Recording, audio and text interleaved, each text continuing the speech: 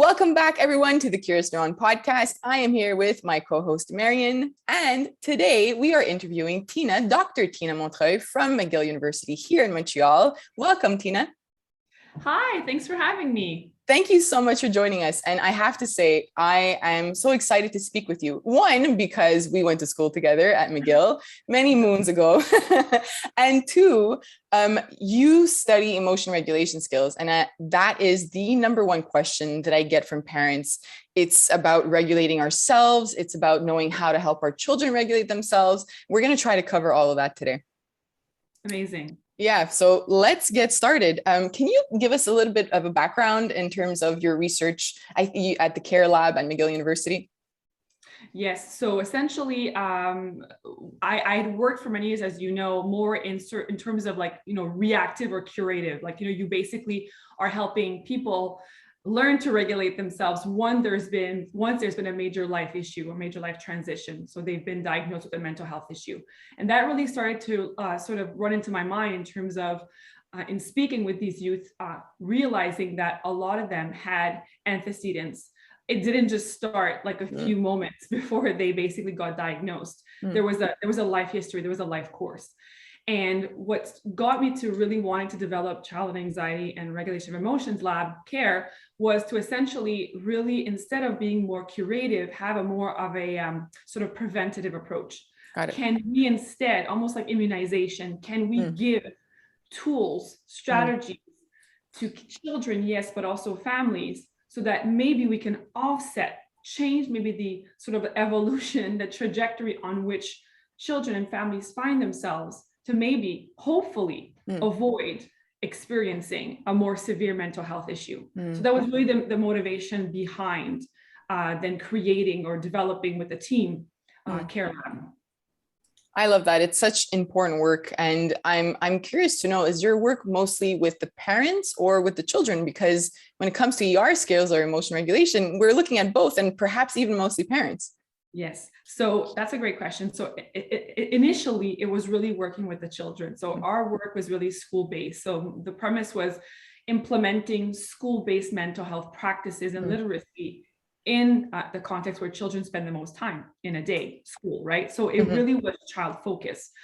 And then because, of course, we're working with a young age, elementary level mainly, and preschool, we discovered that, we needed the insight and the input of parents.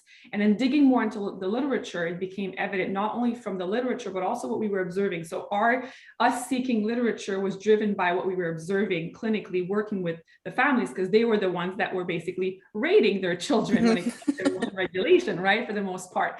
And so it really started becoming clear that, as you know, maybe for some people it's clear, we know, but it's also clear that there is definitely a dynamic between how parents, they themselves regulate their own emotions, how they deal with hardship and adversity, especially if they're unplanned and uncontrollable, and how children will also be the receptacle or will be the sort of like the output of what parents sort of manifest or model. And then that got us into looking a little bit more into like the mechanisms or the processes by which that transfer or kind of sort of that intergenerational transmission occurred. And this basically brought us to what ultimately we're doing now. And by default, this became clear for us. And also in doing some work at the Jewish and with some sort of like special child psychiatry programs and working with families, it became evident that it had to be something more systemic. Which aligns with the literature, right? We need to not only work with children, but we need to work with their parents. And maybe we can talk a little bit more about the processes later. So how about we bring it down now to the foundation of it, or our talk today. What are emotion regulation skills? Yes. So emotion regulation is essentially this capacity for an individual to deal mainly, yes, with emotions, but what we really focus on in emotion regulation is being able to manage or deal more difficult emotions, like the emotions that trigger in us. They stir us. It's either anger, it's either sadness, So of course, you're not going to really be talking about emotion regulation in a context of happiness per se, but more so, let's say I'm faced with something, I'm faced with disappointment, I'm faced with rejection. How am I able to deal with that? And how am I able to, in some cases, just to sort of accept what's happening and not catastrophize what's happening, sort of like normalize? And how am I able, in some cases, to sort of shift my perspective so that it helps me sort of modulate or tone down that high surge of energy, negative energy, what people often refer to it in a situation. So essentially, emotion regulation is best tested in a situation, an adverse situation, and in a situation where there's some form of adversity, right? Yeah, got it. And with everything you just said, I'm picturing a 1.5 or 2-year-old and zero skills to navigate all these big emotions. So how do emotion regulation skills develop? At what age do we start seeing this start to develop? And what is our role, I guess, as a parent? Yes, so I guess there's different terminology, but one could really sort of even postulate that from the moment we bring baby home and we put them in their crib, and how we respond to their cries, like how quickly or how slowly we respond to their cries, will already be the foundational sort of construct for how that child will learn to regulate. So for example, one could say, like, if I'm a mom and I'm very tense when my child is crying because I have a difficulty dealing with the cries of a child.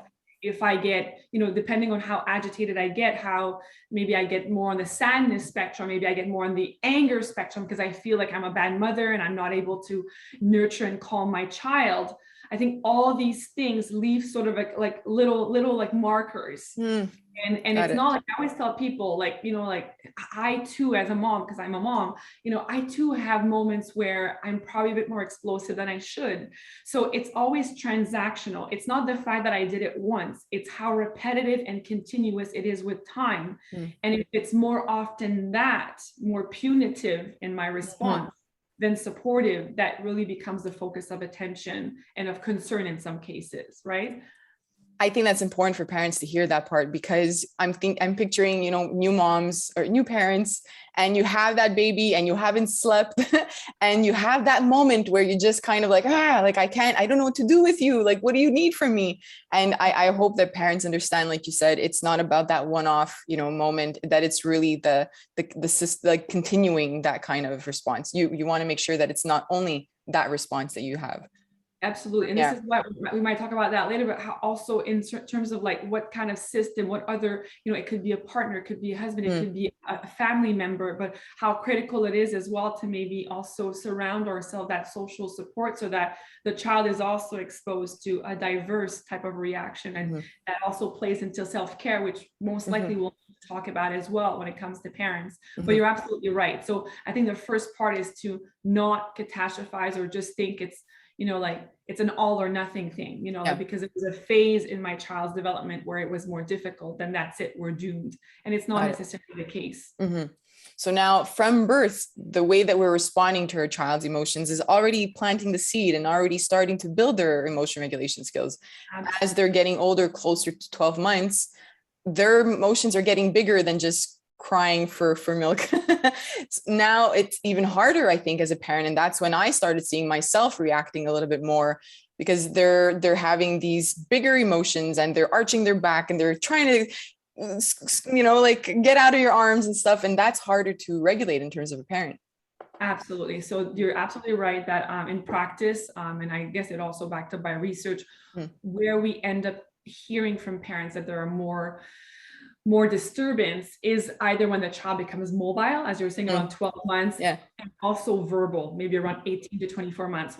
I have a lot, especially like oftentimes fathers or, kind of mentioning that, now that, the child can be oppositional or can refuse, that becomes more, I was always very calm, very, very regulated, but now it seems that, when my child is resisting, verbally even, that becomes very difficult for me to regulate my emotions. So one of the first things we have to do is that, and that's what we study in our lab, it's called, there's many terminology for it, but we refer to it as parental emotion socialization. So really the way, I had a talk a couple of years ago that we did with McGill Parenting series, and I called it, Yes, Your Reaction Matters. And the premise of that was to say that essentially how you respond to your let's say your toddler's tantrum because you told him that he could not have your phone to play with, will have an impact, not necessarily in that moment, but again, it's increments. There's like a marker that's left. So if you're basically getting very sort of like angry at your child's distress, so I'll put it into extremes. Angry versus, for example, you know what, validating, you know what, yeah, of course you're upset. Like mommy took away the phone, and phones are fun. You know, so depending on the reaction that we have, that's going to basically set the stage for how children themselves are learning. You mentioned it before, like all this surge of energy. It's a lot. They don't have terms, labels. It's a novelty. It's intense.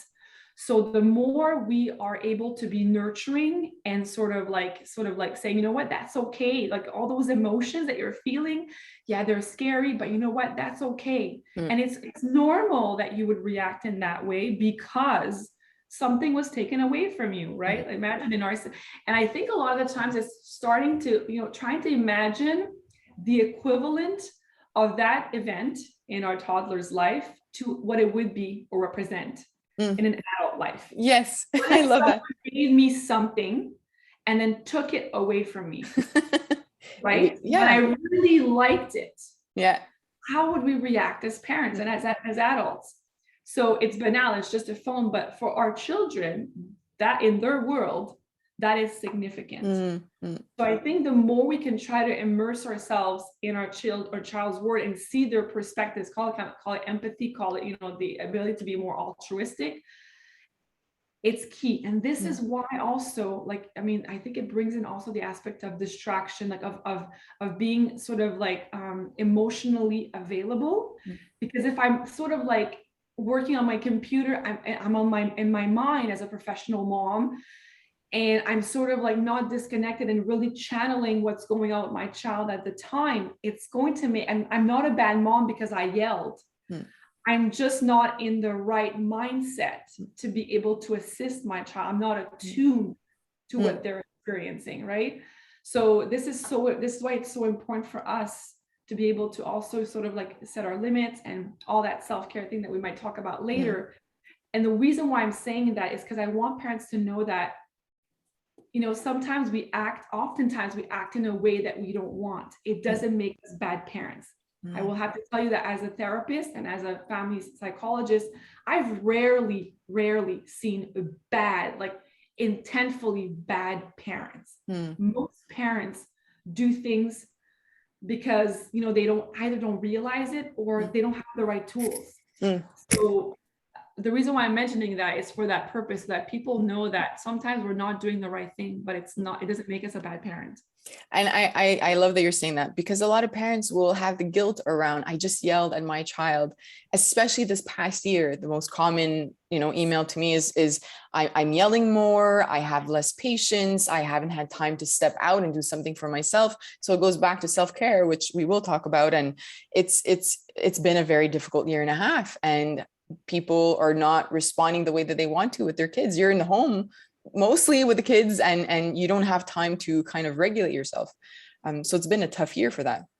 Yeah, I just wanted to add, or maybe explore that a little further, because we are all, the three of us are professionals, and I think a lot of women and fathers who are watching are professionals. They are trying to work and also take care of their children, and they have the best intentions, and they want to do both. And how important is it to really like set aside time where you feel like, okay, now I'm going to really be attentive to them, because at work and everything can just build up. We can always be doing more and more and more. And yet, like, our children in these like developmental periods where we need to be attentive to their emotions and their feelings. And it's a lot. Like, I know personally, I had to just make more space for that, because it's slow. It's these slow, like, put on your shoes, we're going outside. And like, this is the time I have to go outside. It's only 10 minutes and you're taking so long. How do you make space in your profession and also for your kids? Yeah, and how hard can that be? Yeah, that's such an important point. And I completely agree with you. And I will say, and I have been in my talks and workshops disclosing it, like, just so you know, I am a therapist, I'm a psychologist, I'm a researcher. I bathe in these themes all the time. And yet I will also say in great transparency, it has been a much more challenging year. The reason why I disclose it is just for people to know that even people that are the best equipped and know how, the know-how doesn't always translate into like actual concrete, you know, steps. So that being said, so this is what I'm doing. I'm normalizing. It's been a very challenging year, and I'm validating that your experience has even been experienced by myself and other professionals that I know are in the same situation. Now, that being said, I talk about, you know, in one of my talks, it's not necessarily on parenting, but this is what I had to do too. Once I realized that there was an issue during this period where it was really, the root of it was really that separation between work and family life. There was none. And none that maybe institutionally on the exterior that was necessarily offered to me. So this is something that, you know, necessarily I don't control the decisions that are made outside of me, but I do control, this is one thing we teach parents, I do control what happens in my family. So the realities as a parent is that we cannot, especially as women, we know women have been the professional women have been the most impacted by COVID. So essentially we can't do it all. Like there's Sheryl Sandberg that's talked about this, like you need a network of people if you're going to be doing it all. So the reality is that you have to make choices. So for me, and this, I'm just talking from me as a perspective, it's really sort of like a case by case thing. So I'm not by any means saying that you have to do this, but it depends what your goals are. For me, my goal was ensuring the safety and well-being of my children at the cost momentarily of putting aside some certain career goals. It wasn't forever, it was temporarily, but I realized I only have 24 hours in one day. There's sleep in there. And I think we push ourselves, and I think we can do 200% or give 200%, but in reality, you can't work 36 hours in one day. There's just 24. So I had to make that decision. This is my decision that I had to make and say, you know what, I'm going to put aside certain things. I communicated these things. I used a lot of self-compassion to give myself a chance to say, you know what, I'm not a less good of a professional. It doesn't change who I am as a researcher or clinician, because for me, I understand as well that because my values are my family, if my family is not doing well, I know myself, it will transcend into my work. So ultimately, by not prioritizing my family at a given moment, it would have eventually had repercussions in my work anyways. So what better way to just instead control that, put those boundaries and parameters, inform the people around you. There's a form of respect that comes from that as well. And then once things settle, once the kids went back to work, let's say to school in September, then you know what? Slowly, the pendulum sort of shifted. And that also means, I don't know if I'm being too long, but what I also say to parents that in our parenting group, Parenting Care, we say, okay, let's start somewhere. Choose one situation that you know is conflictual. Like I'll be completely transparent. For us, it's my younger one, my 3-year-old, it's coming back from school. The transition of leaving daycare and getting home is a hard one. I have an explanation as to why that is. So we target that one. And I plan ahead. What is he likely to do? What kind of reaction does it stir in me? And a lot of the times it's like my child should. So my child should behave this way because most kids do. and then so there's a whole thing about the should, right? So I've had to come parental expectations. My child is my child, and it's okay. Like who he is today doesn't mean he'll be like that. And if I accept who he is today and don't necessarily perceive that as a reflection of bad parenting, but rather, no, this belongs to him. But as his parent, I can coach him through this. So that's the first step to really, so you take a step back, because his reaction will trigger a surge of energy, negative energy in me, which will probably lead to me being frustrated. But my frustration is driven by the fact that I expect him to behave a certain way. But that's not who he is. In the moment, that's not who he is. He's not always like that, but in this transition, this is who he is. Now I can help him through that. And so I plan ahead. So this is why you need to plan ahead. So what are the things that I can put in place? My husband put in place when we get home, the brother, what can we do to offset certain things? And a lot of the time, just getting prepared for what's to come already envisioning what usual reactions it triggers and the fact that it goes against my values. And then sort of saying, okay, what is it that I need to do? What's worked in the past with this child? Like when he's tantruming, I feel like just pushing him away because I don't like that reaction. But this is a child that when I bring him closer, when I enter in the relational, when I ask him about his day, when I just tolerate the yells and the cries for a bit, it tones him down. I think if you choose that and you can start experiencing some little success, that'll build your sort of self-efficacy and your self-competence as a parent. And then you can target other things. Lastly, I will tell you the good news is that the kind of learning experience your child does in that moment, through validation, through learning that he's not a bad boy in my case, that those emotions are very strong. He's had a rough day, at the day of following rules and following the group, and it's okay. And at home, we can give him some time to decide the activities he wants to do. Then that transcends into and generalizes into other situations. So just also remember that the kinds of milestones that you reach in one situation can actually, benefit and sort of have an influence over other situations as well as yourself. So it's really, you're starting to change the dynamics within that system, and slowly the system is also changing. Such a great example. And I think that a lot of people, are we taking notes? Yes, we are. I think so many parents listening can relate exactly to that, because the transition from daycare or school is a hard one. Like you said, they've had a hard day. They've had to sit down and follow rules. And now it's like a free-for-all kind of thing, right? And you mentioned one word, and I'm curious. You said when you try to tolerate, the tantrums a little bit more.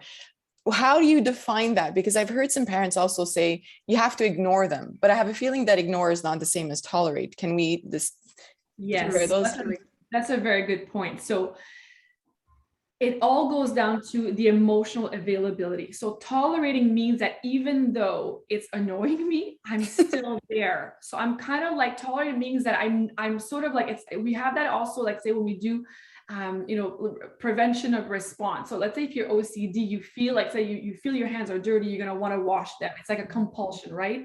When my child, for most parents, including myself, when my child cries, we don't want the noise, right? We want, because it's distracting. So my initial reaction might be to sort of like be more aggressive, or be more like, okay, stop that. So like more like punitive, like want to stop it. So that's what I mean by sort of like not responding in that way. Tolerating is modulating my reaction, because ultimately I don't want to hurt my child. And what we also teach parents is that when we say stop crying, like, and this is like evidence, stop crying, get over it. It's just it's just a toy, it's just a phone. It's basically sort of like unvalidating them. Like for them, that matters. So that's why it's so important back to the emotional availability. So tolerating means that I'm still there, and periodically I'm going to say, you know what, buddy, I know it's tough. So I'm first tolerating my reaction. So my reaction matters. So I'm basically sort of like not responding aggressively or punitively to the situation, but I'm not walking away. I'm not leaving my child in his distress to deal with those harsh emotions on his own. It's periodic. I'm letting him sort of bathe a little bit in that emotion, but then I'm still emotionally available to let him know, this is normal. Mommy's still here. When you're ready, like, have you thought about what would help you? And want me to say like maybe a hug, maybe a book.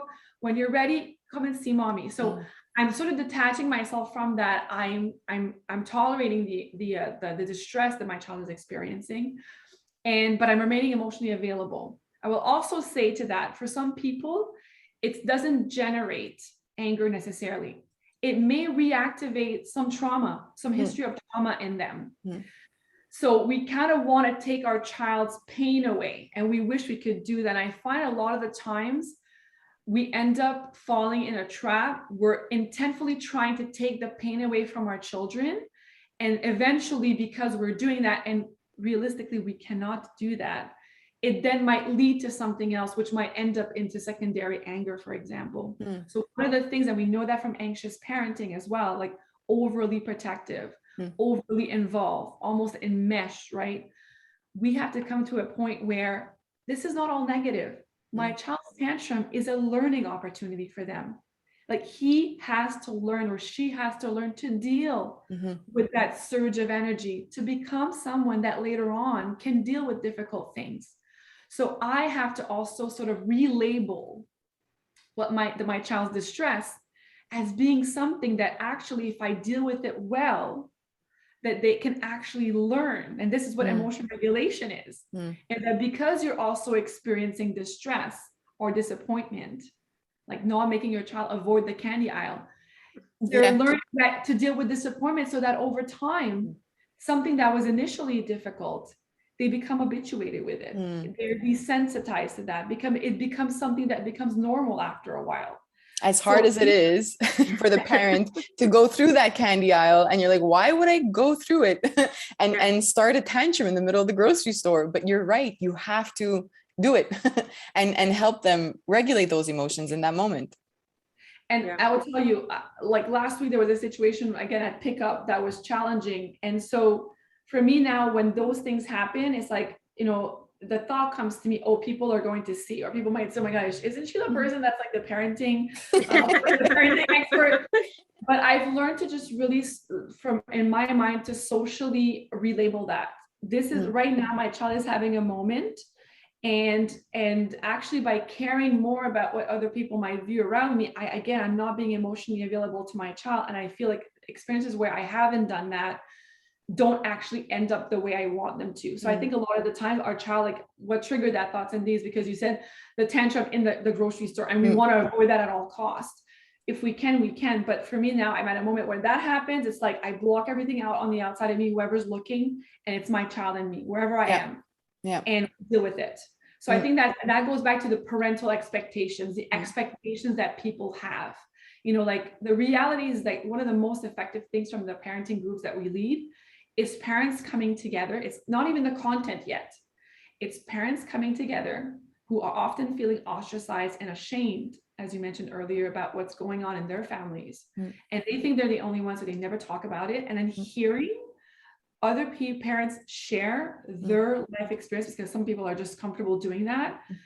But those that are not as comfortable, they still get something, because they're like, oh my gosh, we're not the only ones. So it's really get a validation and normalization. And so I think if we can sort of like set aside our parental expectation, you know, my child having a tantrum, that belongs to him. For sure, there are certain things that are from me and influences of the family.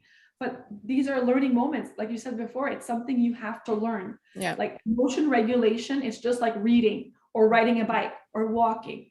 They're milestones in a child's life. We don't sort of romanticize them as much, perhaps, right? They're not like something that we're like, oh, my child is emotionally regulated, you know, like, but we should. My thinking is that we should. It should become something that we value just as much as them being able to like go through a recital and actually playing piano, going through a recital. You know, a soft skill is emotion regulation, is being able to deal with pressure. I made a mistake while playing. I'm still passing over those negative emotions, that self-blame, and I'm continuing. So you'd be surprised how many of the things that we actually celebrate and value in our children, how much of that depends underlying on social and emotional skills. So I really do think that we should value that a little bit more. And so that putting aside societal stigma about our and our situations. I have a funny story which reminded me. A cousin of mine is a psychologist, and so I work in research, but I'm in the lab, so I work with cells and brains. But so I'm interested in all of this, but I'm not a psychologist. I took a child psychology class, but all of this is new to me. So I'm learning as we go. And I'm at my cousin's house. She's a psychologist. And my son is 3 at the time, or 2 or 3, and he's having a really rough time. He's, you know, shoes are being thrown, and finally he's in a spot, and he's just kind of having a moment. And she's asking him, can I do anything for you? And he's like, you're so annoying. And she's like, oh. And then she had this huge grin on her face. I'm like, oh, I'm so sorry. That's really embarrassing. She's like, no, that's amazing. That's so, like, he's verbalizing his feelings. And I was embarrassed. And yet she was like, no, this is all. And she was like, this is great. Like, she was going through the things, and she was helping me along. But that's what we need, is like these moments where we think we're embarrassed, but our children are actually, you know, they're going through something and they're figuring it out. And if we're there and supporting them, we don't have to be embarrassed about it. Absolutely. We need to change the conversation that we have as parents and Yeah. as a society, because even within our own family, you know, the grandparents and the great grandparents, they will label things as good or bad. You're a good girl, a bad girl, Yeah. a bad boy. You're having a tantrum. You're not sitting down. You're not, you know, you're moving too much. You're bad. You're having an emotion. It's bad. And it comes back to how we were raised, and we were labeled bad for having an emotion. But now through research, we know now that it's so important for them to have these emotions, but it's drilled in our brain, right? So now it's drilled in us that, well, we were bad when we had big emotions. And now perhaps the grandparents of our kids are saying, hey, you know, get your child straight. They're on the floor and they're doing the floppy spaghetti. Like, just get them together. And then you feel like a bad parent at that moment. So there's all of that. That's huge. How do we deal with that? You know, as a parent, it's a lot. Yeah. I'm glad you're talking about that, Cindy, because actually that's one of our sessions in our parenting program. We actually do exactly that.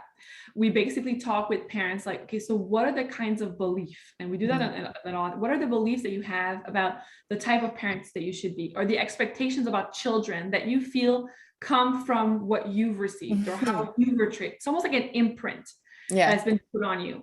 And some of that is very good. Like some of what we've received, it's not all bad, right? Some of them are really good. So, but we have people sort of like spring cleaning, clean your closet, keep what is useful, pragmatic, good, aligned with your values. Because the reality is that, you know, it's not because, you know, we come from a given family that the values will be 100% the same.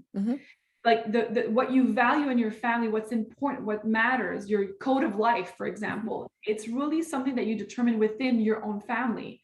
Some of that, I will say, even for myself, some of that comes from the heritage that I've received from my family, a bit of my husband. But a lot of the things that we have are things that we decided as our own family that we want to have. Because as you were saying, like certain things were dealt with in a much more punitive approach or punitive way, which I don't want to have for my family. And so we actually work with parents with getting them to sort of think about these things and letting them know that it's not because I'm not embodying 100% of what my family's had that it makes me a bad parent. It's okay because I'm entitled as an adult to make these decisions. So, and I feel like, and I not only I feel, but I know when we ask at the end parents what they found was the most useful, that's one of the sessions that comes back as saying, you know what, this for me was so, it was like a load that was lifted off. I could imagine. Yeah. It really feels as though, like now, like I feel like I'm much less reactive with my mom when she criticizes. I understand that belongs to her and I don't have to necessarily, that's not my value and it's fine, it belongs to her. So I'm much less aggressive or maybe like confrontating with her when I respond. But that's exactly right. Like, you know, there are things that we now know, and we are able as now adult parents to make these decisions and reestablish what these values are, what these, you know, what's our code of life, kind of like what do we live by, what's important for us as a family. And I think that's very critical to build strong family relationships, because like any organization, institution, we have a common mandate. You know, we're just like a little bit mini business. This is our mandate and this is what our family lives by. And it really helps to build these relationships together. I'm picturing that moment that you mentioned before of being triggered in the moment of a tantrum. And I'm picturing this in my own home, where we would have almost always two having a tantrum at the same time because our kids are so close in age. And that to me was a huge trigger. But then I would look at my husband and he'd be like, so what? Who cares? Like, just deal with it, right?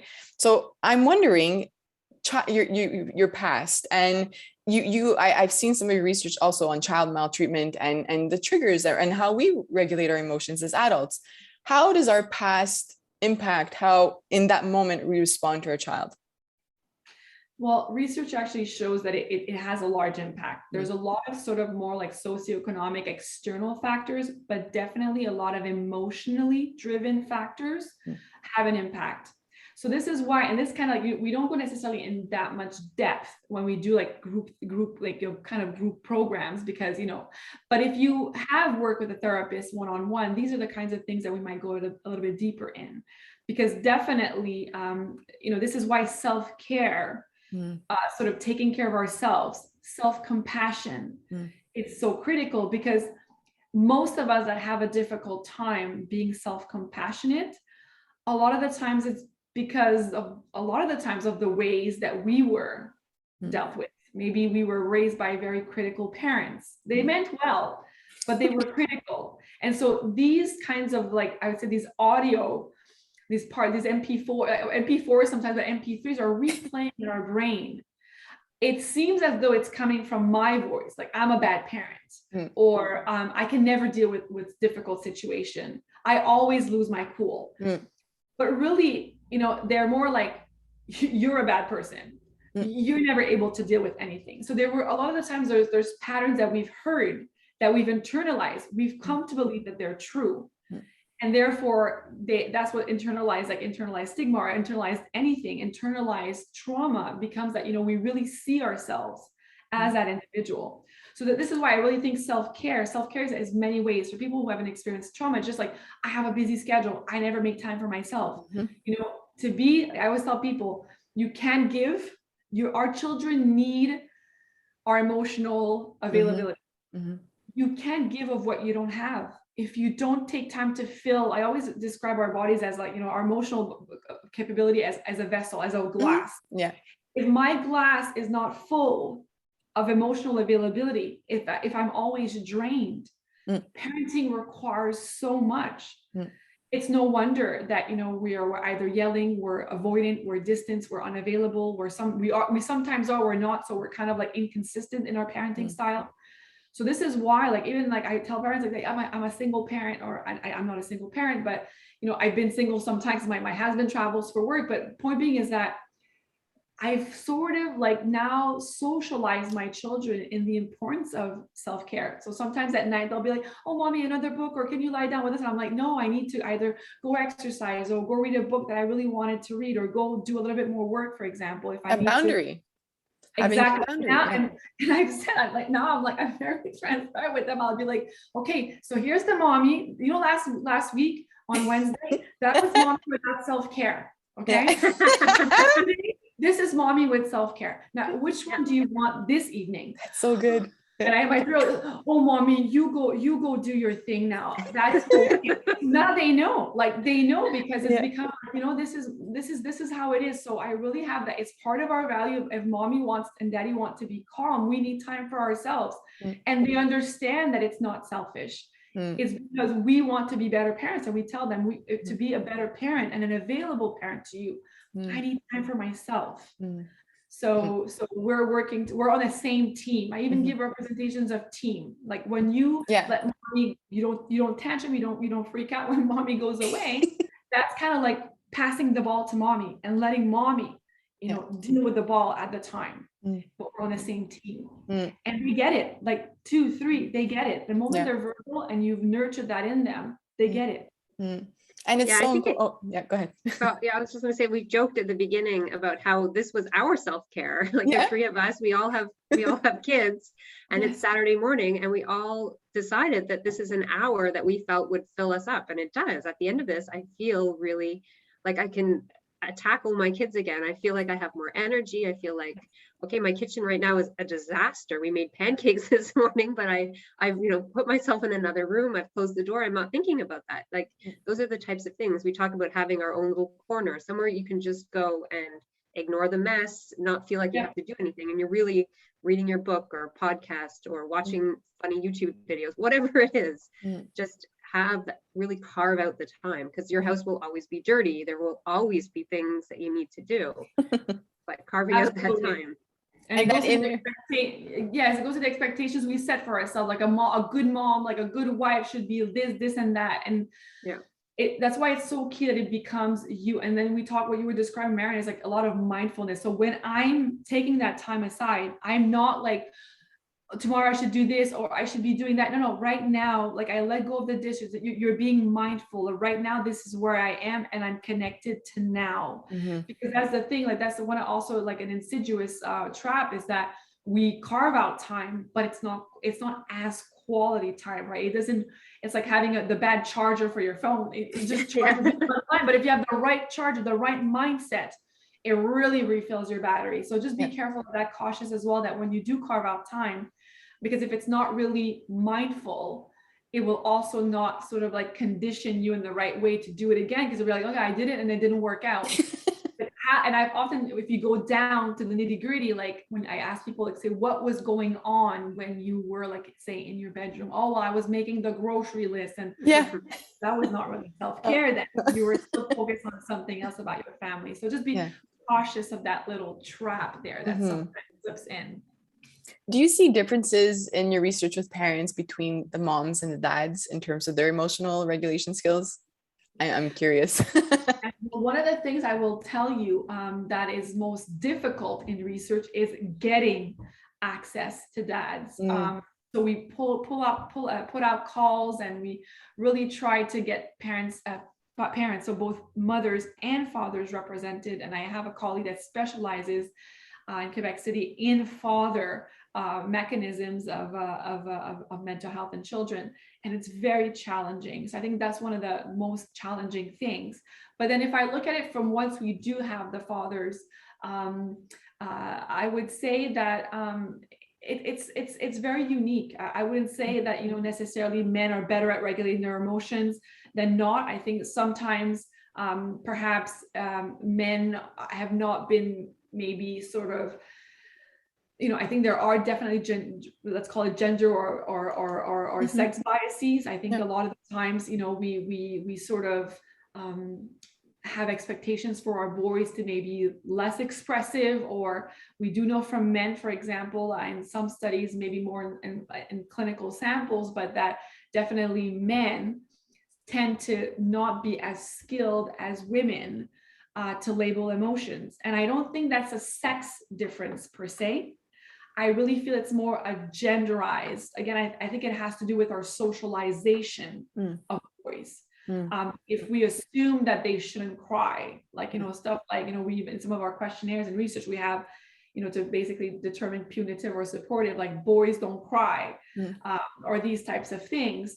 I think then that's something also that, for example, I think, a couple months ago, I did a talk on Women's Day, International Women's Day, and the World Health Organization also took that stance where we have to, yes, build stronger women, and we already do, but I think we also have to maybe help raise more boys that are attuned to their emotion, and where we give them the gender right to also be sensitive, and that it's okay to feel like human beings, not just women, can feel shame, disappointed. And I think it's a lot of, it's almost like the aspect of the iceberg.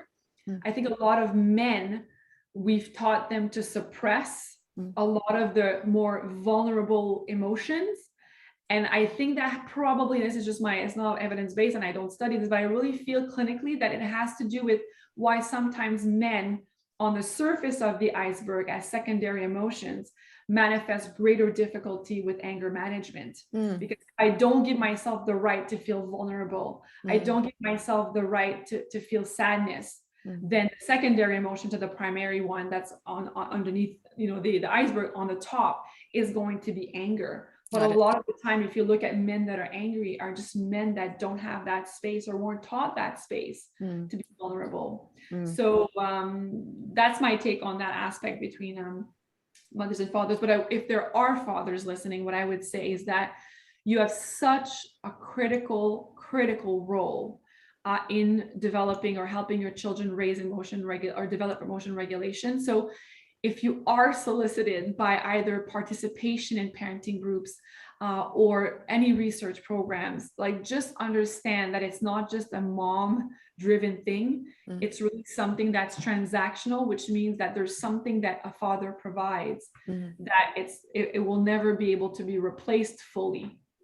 Maybe necessarily if there are fathers present, but it could also be a grandfather, it could be an uncle, it could be, it could be a big brother, it could be anything, right? But I think there's something really nice about being able to bring in the influences of both father and mother, or at least fatherly figure and motherly figure.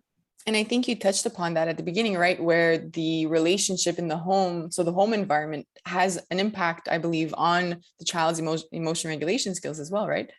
Absolutely. Yeah. So even let's say in couples that are, you know, same gender, the way the partners or the couple behaves with amongst each other. So the climate of the couple, how satisfied we are, or how we deal with conflictual situations with our partner. You know, I always tell families, you can say certain things to your children, but children learn most from what they see and they observe. Yeah. So if you are someone, a lot of the times I'll tell you, even in my own, if a lot of the times I'll tell you, if we see our children a bit more agitated, immediately I stop and I tell myself, okay, is there something between my partner and I that is undealt with? Is there some tension there? Is there some communication issues? And a lot of the times, not all the time, but a lot of the times there are. And I think it's just that tension that maybe we carry amongst each other that essentially plays on the dynamics. So think about it, the dynamics in a family, they're not seen. You can't see it. But you know, we're relational beings, and these dynamics, these non-verbal things, either through our actions, the look, it's almost like if think about it, we can't smell it either, but think about it like fragrance wise. You know, when something smells pleasant versus unpleasant, these tensions, they're not, you can't see them, but they're there. Yeah. And they affect the dynamics and the system. So a lot of the times, like, I think what we want to do is when we're dealing with family or children issues, sometimes, like I said, it is a child issue. They have to learn, but sometimes it's to question ourselves as well. It's not always necessarily, but ask ourselves, are there some things between partners, couples that are undealt with, that perhaps we need to look into, that might be trickling down to our children? And definitely we see that how siblings deal with each other also a lot of the time transcends with the kinds of patterns they see. We know that as well from, you know, families where there's intimate partner violence, for example. We know that the kinds of patterns of behavior between the partners trickles down and has an impact, or at least increases the risk of those types of behaviors replicating itself when the children grow. But also we do see the more difficult sibling or rivalry between the children as well, a lot of the times. So what advice would you have for parents if they are feeling a lot of tension within their relationship? How, like, what are the steps to dealing with that initially, either therapy or other types of? So for me, so I think self-care, like, I don't want to go to couple therapy. Our kids will have to be babysat. You know, I think it's always more difficult for families that are lower social economic status, because maybe they might not be able to pay for a babysitter. So maybe like that's why the social network is so important. Like, maybe do you know someone that could take on the children, maybe do an appointment, or can you do an appointment during the day when you're at work, for example? Take your lunch time, you know, be creative, find ways. But I think to me that's also self-care. Like, it's something that, you know, yes, it'll benefit our children, but it'll benefit us first. Like, we need to take care of our relationship as parents. And even maybe you're separated and it's still not going well, and you could use a mediation, because the way that you're dealing with situations when, you know, your children are at one home or the other, it's spiteful, it's toxic, and you know it, and it's not really doing any good to your children. So, you know, whether you are still married or you're in a situation where there's a separation or a divorce, but you're still co-parenting, I think there's always value to seeking help. Like, psychologists like myself are there for you. And I think, you know, I always tell people, and I think now the pandemic has certainly helped that, because I think we now realize that, you know, okay, forget what's going on, we need help. But, you know, the idea even before, if you have an ailment anywhere, your ears are hurting, your eyes, you're not seeing well, you're not going to second guess it. You know, you just need to make the time for it, but you're not going to feel ashamed of going to see your optometrist, right? Or your audiologist. So we should not also feel ashamed of going to see a psychologist.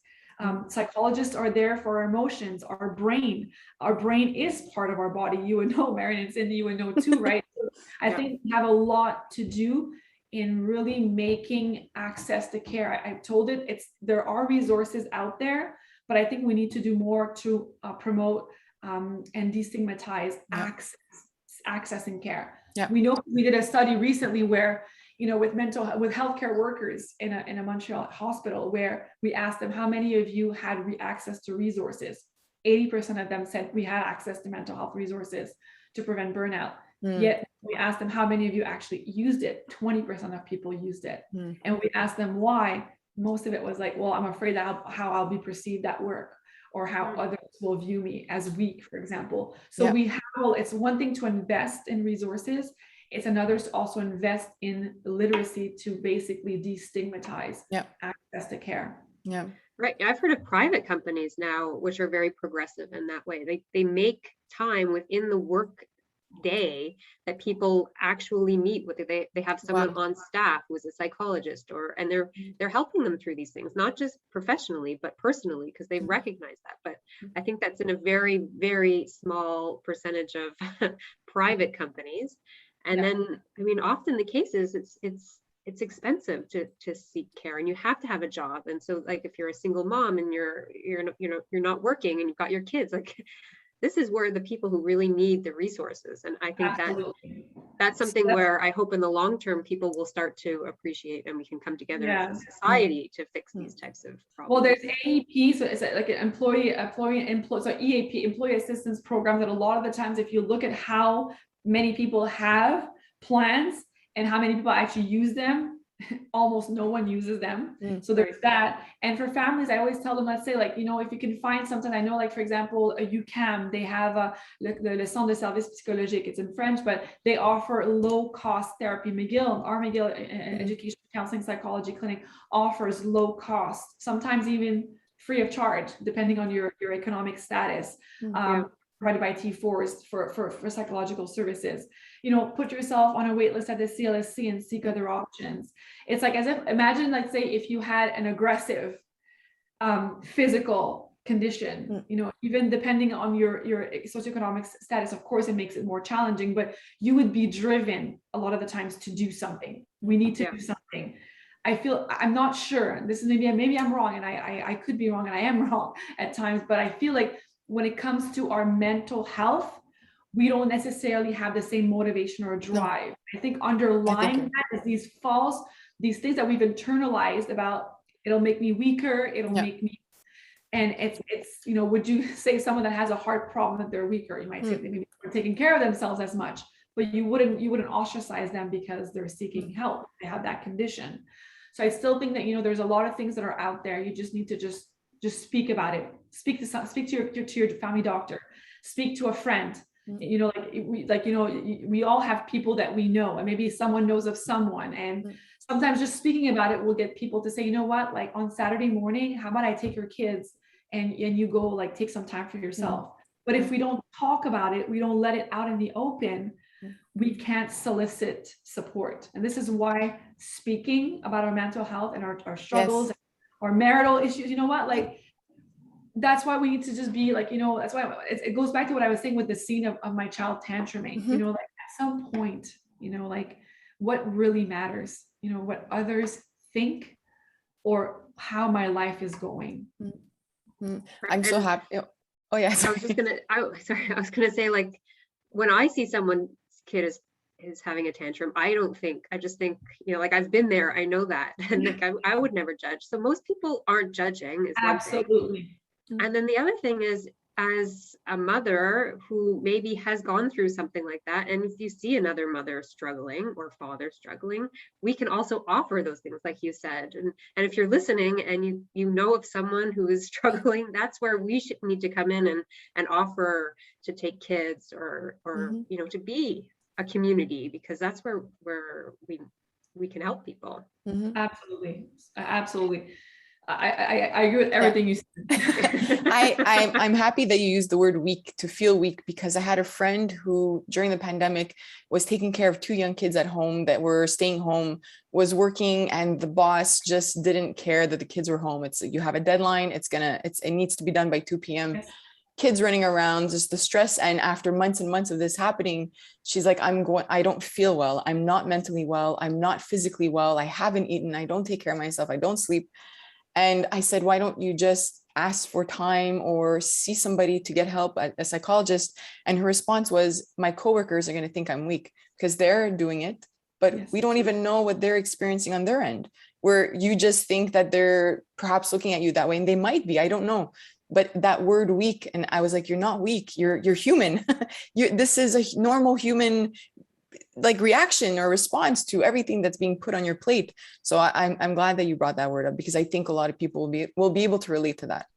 So I think, you know, during the pandemic, a lot of schools, of course, but a lot of companies even, you know, just basically like, I guess someone working in a school was married to someone working in an industry at an accounting firm. And all of a sudden I'm getting asked to do these workshops. But what comes out after is that essentially creating also social awareness. Like we need, like, it doesn't necessarily need to be an expert that comes in, but there's all sorts of resources for like for companies or what have you, from the made available by the Mental Health Commission of Canada, which is an organization that I really value. That we can do. What can we do within our work environment to just basically, again, destigmatize, sort of demystify these false beliefs that people have? Because yes, that person that you were referring to needs to tell herself, you know what, like I need it. I'm not going to care about what other people think. But how much easier would it be for everyone, and perhaps even one day ourselves, if universally we worked at basically sort of having or shifting our mindset about what it is to be struggling just as parents with mental health issue, or just, you know, with adversity in general, right? So I think there's a lot that we can do. I think that there's a lot that we can do, and it doesn't necessarily come with a cost, is what I'm telling you.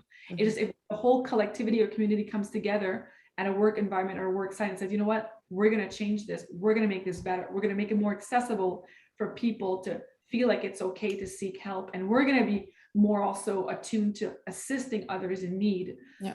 Then I think it's like the analogy of putting on our mask first. I tell people, first start by caring for you. Instead of saying, oh, that person, how can I get better? Is that analogy as well, right? Instead of changing my partner, what can I do on myself that might actually make him see that I'm doing certain things that will necessarily just inspire him to want maybe the calmness that I've gained, or these kinds of things, that the more being more mindful, be more centered, more grounded. We're going to start collectively influencing other people, because everybody wants to be well. People want that. So instead of like judging other people, ostracizing each other once against the other, or I'm strong, you're weak, how can we just focus on what can I improve, or what can I maintain if I'm in a good place? How do I maintain it? And then I think that will really help us collectively come together and just be stronger people, be stronger societies for our children. That's a motivation as well. Our children, we want them to be well. I love that, because I think in relationships, it's so easy to think and see everyone else, what they're doing. What's my husband not doing? What are my kids not doing? What are they doing? And it's like, okay, but what's bothering me? What's triggering me? And then taking like a step back, and it takes time, but eventually you get to this point where like, okay, I'm going to be where I want to be. And then then I can deal with them. Yeah. But at the same time, when parents get discouraged about, oh, it'll take time, and oh, I didn't want to yell and I yelled, I always tell parents, don't take like a victim stance. If you did something wrong, like don't say, oh my God, I'm such a bad parent. And then you almost become like, you're almost looking at your child to provide your reassurance. Don't go there, because children, they're smart. As they grow, you know, they'll also take advantage of you with that. But you take an adult stance and you say, you know what, I was wrong. I should not have yelled, and I did yell. And so how did it make you feel? I apologize. That was really not my intent. And you know what? I'm committed for you, because I love you, to really learning to change that. And you know what, son or daughter, you know, like things are challenging. Life is challenging, but you know what? Change can happen. And mommy's committed to that. Daddy's committed to that. And then we become also examples of, you know, like I fall, but I can get up in a strong, mature parental way, right? It's like, well, but it's also limits. We can't just be, I'm so sorry, I'm such a bad, no, we don't take that victim stance. We take, you know, I was wrong, I own up to it. And you know what? It's okay for you as well to make mistakes. And look, we don't give up. We're a family, you know, I'm an individual. I don't give up. I continue working towards always improving myself. And that teaches children such a key value, that, you know what, it's not necessarily the outcome that matters, it's the efforts that are putting into something. And that, you know, it really teaches children after that as well, that everything is a process.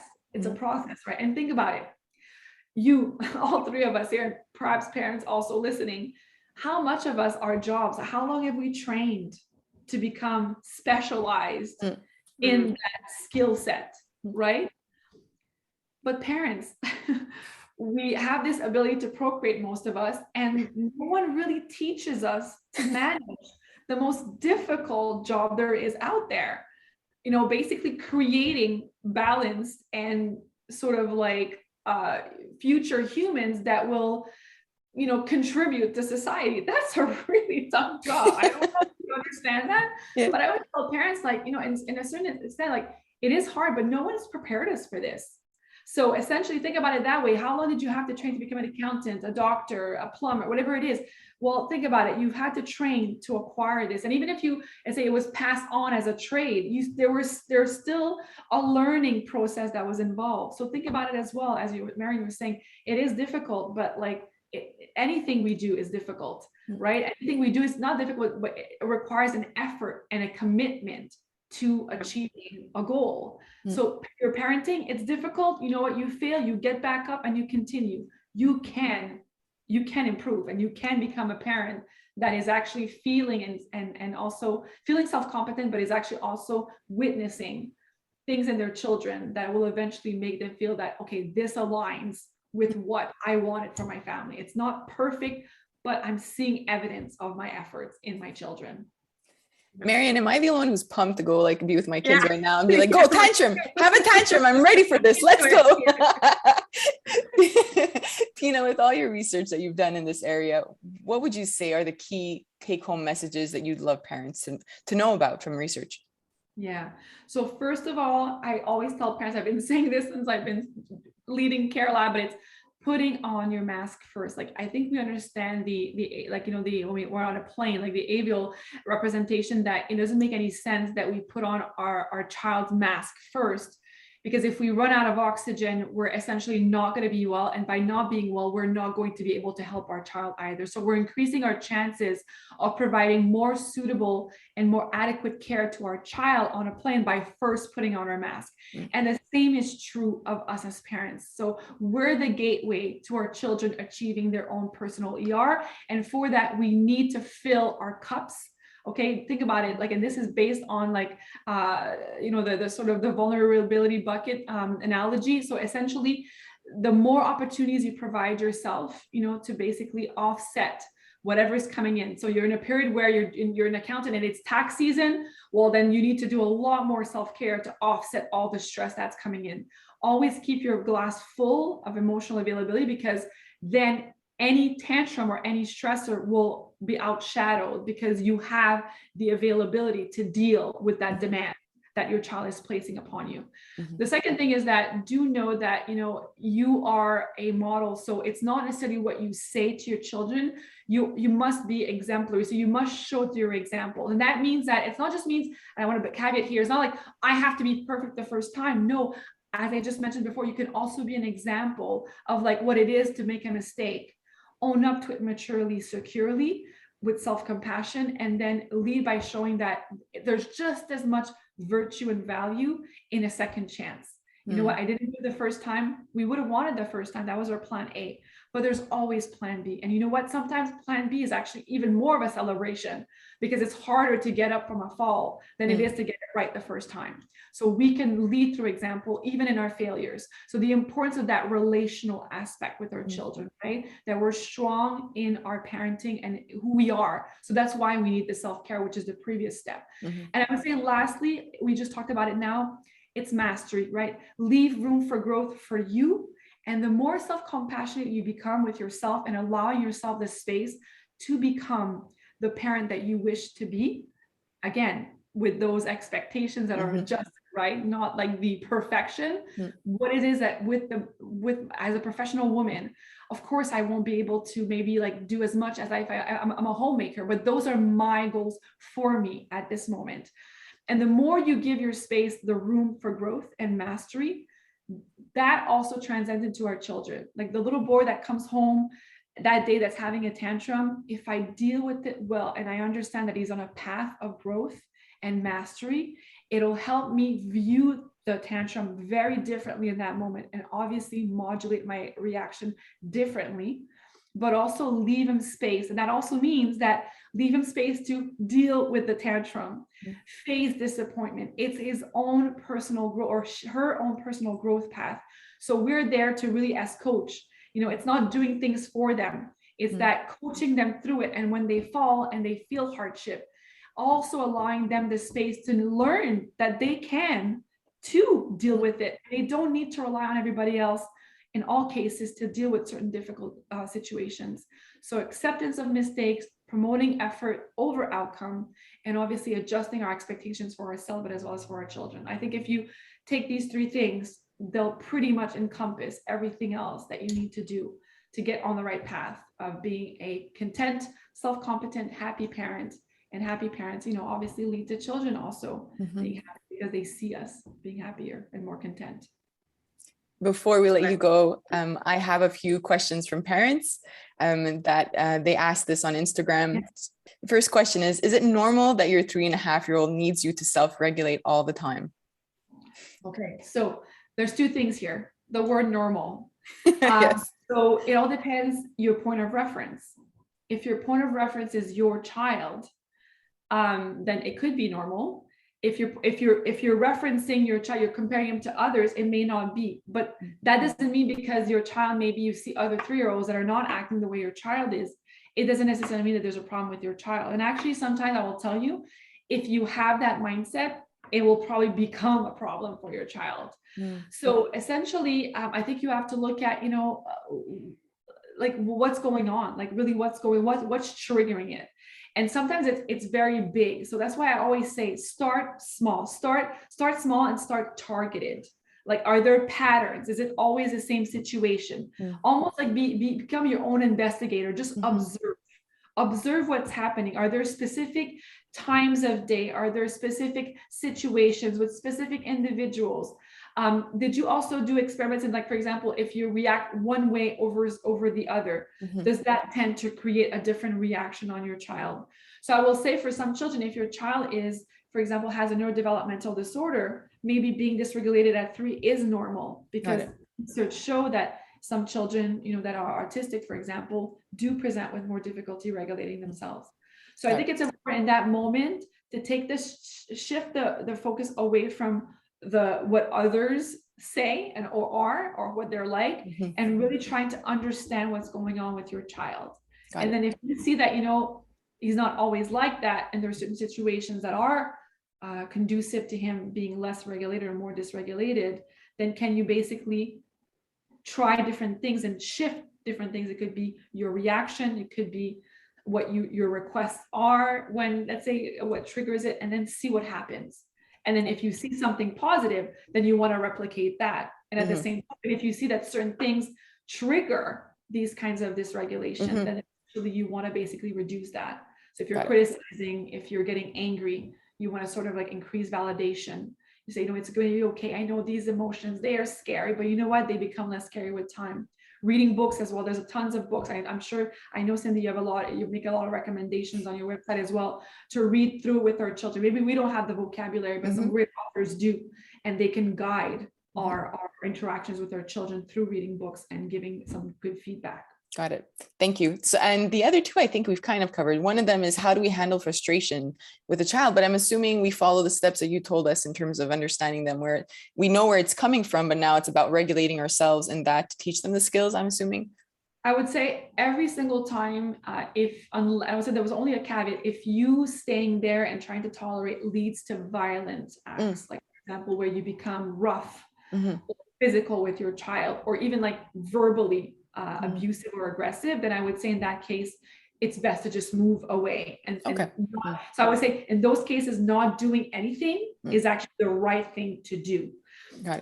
Otherwise, sometimes you want to take the lead. No, I'm but sometimes there might be situations where perhaps if you are in a couple that one of the two is just more skilled. You were describing before, my husband's this way, calmer. But there's certain situations where you feel like your husband is better or your partner is better at dealing with it than you are, then maybe you want to arrange it that way, that you have some sort of a code, right? Until you figure out your way through this. But essentially how we deal with frustration, I would say avoid at all costs criticism, avoid putting down, and again, avoid comparing either with another child or children that you know, your child is that way. And the first step to them becoming more regulated is feeling supported, validated, and that actually they are normal. It's just a phase that they're going through, because who's going to want to change if they feel that they're abnormal? True. Good point. They're going to continue doing that, right? And the last one is, it's harder for me to regulate myself in response to my partner than my baby. Again, I think we spoke about the dynamic between couples in the home.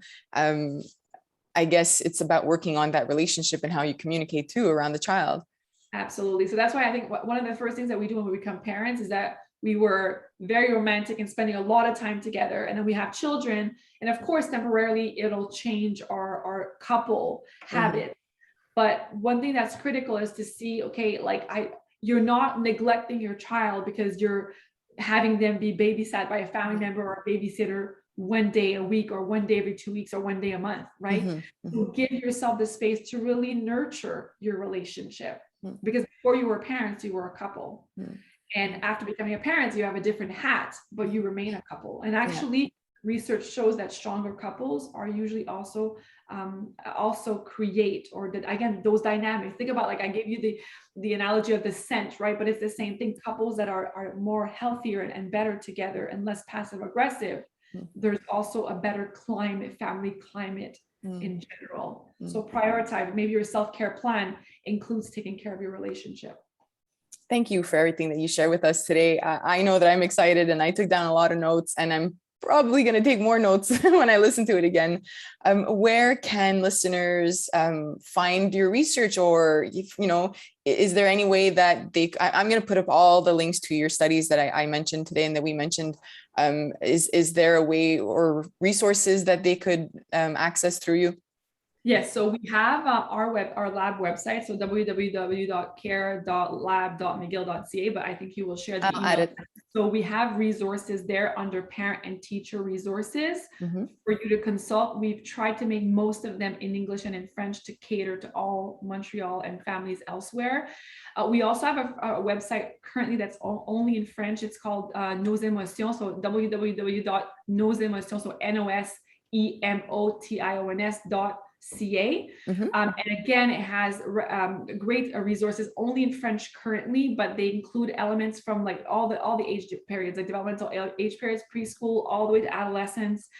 There's material in there from our program Healthy Minds, Healthy School. There's some parenting care as well in there, so that those are other resources that you can consult. And otherwise, Profile at McGill, a lot of our studies are posted on our McGill profile, but also the website. So there's a lot of tabs there. So just kind of navigate through the tabs and find everything you need. Thank you so much for taking the time out of your schedule to speak with Marion and I today. We deeply appreciate it. I hope we get to chat again soon. Thank you so much. It was such a pleasure being here today.